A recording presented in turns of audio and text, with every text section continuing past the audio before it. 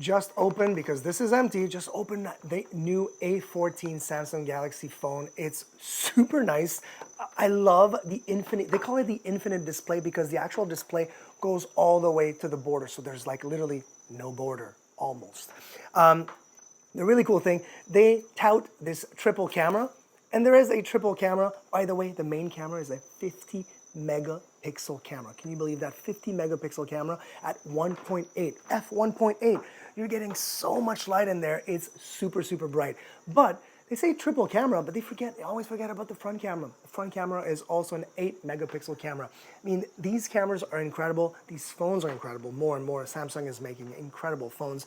It is fingerprint. It's got 128 gigabyte of actual storage, USB-C charger.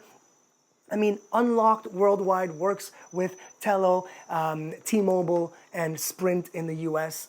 These are incredible phones. It comes in, obviously this one is the silver, comes in also black, and a really nice minty green, which I think I kind of want to see a little closer as well. But this phone, absolutely beautiful. The finish is gorgeous and extremely light as well, and water resistant.